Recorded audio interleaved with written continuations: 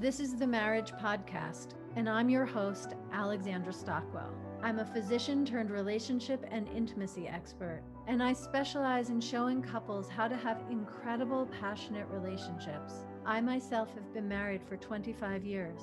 My husband and I have 4 children and full professional lives, and we've created an amazing relationship. If you want to deepen your understanding of your own relationship and learn to access new heights of emotional, sensual, and erotic intimacy, you're in the right place because I will show you how. Let's dive in.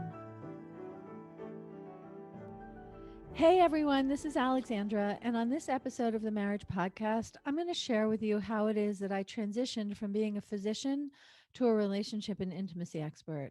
Because when I'm the one being interviewed, 100% of the time, I'm asked this question, and I want you, listeners of the Marriage Podcast, to know what my response is.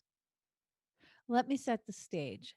I'm in my mid 30s, living north of Boston in Massachusetts. I've accomplished everything that I set out to accomplish. I've become a doctor. I have a thriving small holistic medical practice that I really love. I love how it's set up and how I'm able to serve patients. I've paid off my medical school loans. I'm married to the love of my life. We have a strong, friendly, collaborative, warm marriage. We know we have one another's backs and we are devoted to our life together. We have 3 of our 4 children born and thriving.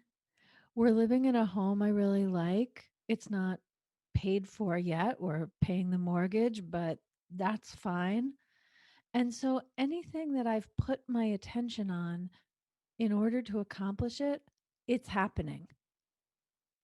I'm an ambitious person. I've spent many years working to accomplish these goals, and I fully anticipated, having accomplished every single one, that I would feel satisfied, gratified, nourished, internally inspired, excited to live another 3, 4, 5 decades building on the achievements that I experienced. But that's not how I felt. In fact, I've been asked, did I experience burnout? And the answer is no. I had none of the symptoms of burnout. It was all happening at the level of a whisper. And the one thing that I was really clear about and could say to myself is that I was prioritizing my patients over my family and my family over myself. And while that was working perfectly well by all appearances, I knew it wasn't sustainable, that I would end up feeling depleted, resentful, and less loving and less creative in my life. So I was courageous and I decided to dial down my practice and go on sabbatical for a year, although internally I knew I probably wouldn't return because I knew that prioritizing my patients over my family over myself, it wasn't a time management issue. It had to do with my identity and my consciousness and limiting beliefs. And I don't know what else. I wouldn't have been able to express it this way then. I have a lot more clarity now, but I did know that it was not a time management issue. In fact, soon after I started my sabbatical, it was amazing. I volunteered at my children's school and ended overseeing this very large project, such that I was prioritizing this project over my family, over myself. And it was devastating. It was devastating to see how I was in this way of interacting with the world.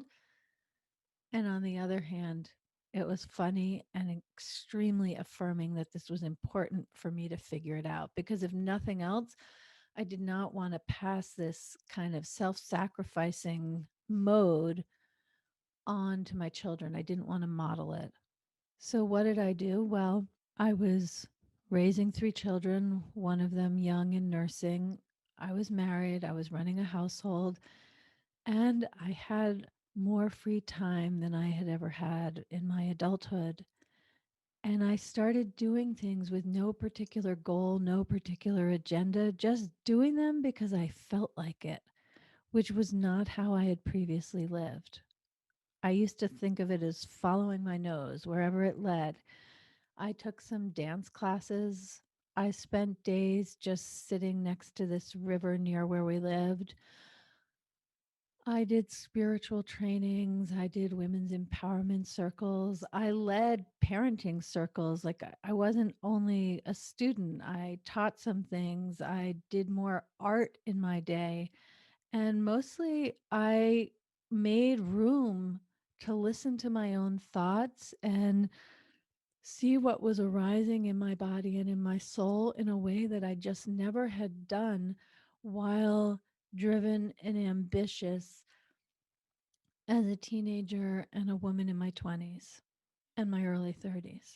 And I lived this way for a few years, growing, figuring out how to listen to my own desires, how to honor them without feeling guilty, without making excuses, how to do what I wanted to do without thinking it would make it bad for other people. I remember reading a book during this time which recommended asking the question, what does everyone in this family need right now, including me? And when I read including me, I just started crying. It was really hard to say that and mean it and figure out my response and my needs. But I did, and I grew and I had fun and I did various things. And one thing led to another on this unscripted, not predetermined journey. And I decided that I wanted more sensuality, more sexuality. I wanted the intimacy with my husband to be more like what the poets describe, because it was fine, but I didn't necessarily afterwards feel more connected with him or feel like my whole body had participated. And I wanted that. We had love, but we didn't have sparks. And we really never had because we were so busy when we met in medical school. Those will be stories for another episode. But from the time we got together, we were working 50, 60, 100 hours a week with a lot of pressure. And soon after marrying, began having children. And so we never really had a time where we cultivated leisurely afternoons in bed together.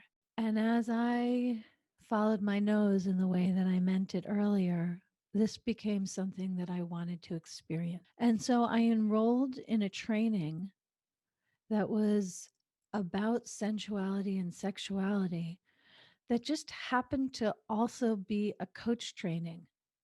But I didn't even know what a coach was. I took the letters after my name very seriously. It wouldn't have occurred to me to ever work with a coach. I went because I wanted to enjoy being a woman and I wanted to experience ecstasy and passion in my marriage.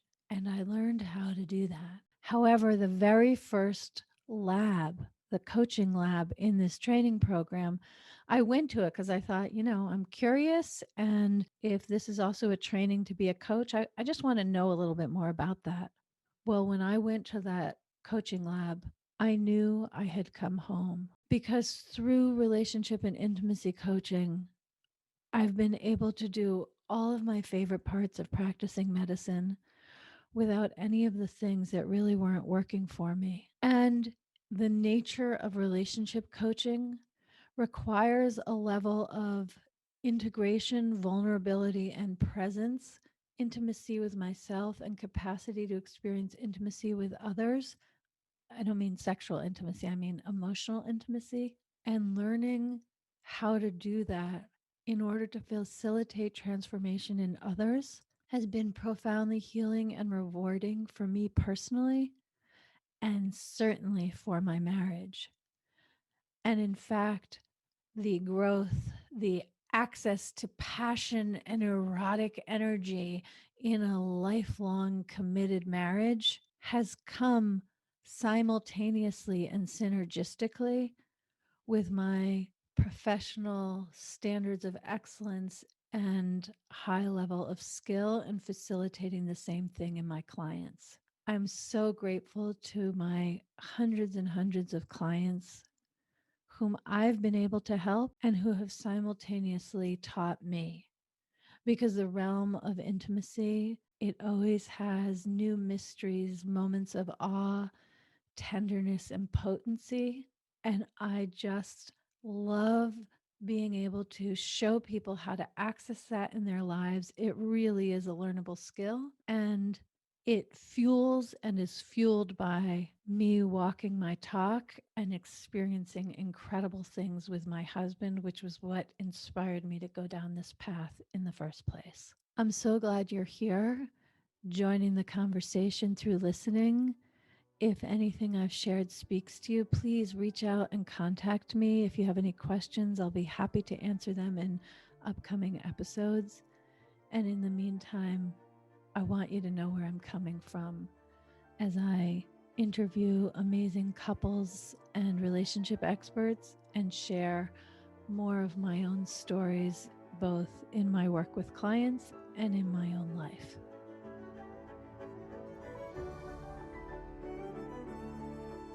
Thank you for joining me for this episode of the Marriage Podcast. Please rate and review the show on iTunes. It really makes a difference. And if you have a question or a comment, reach out to me via my website at Alexandra Stockwell.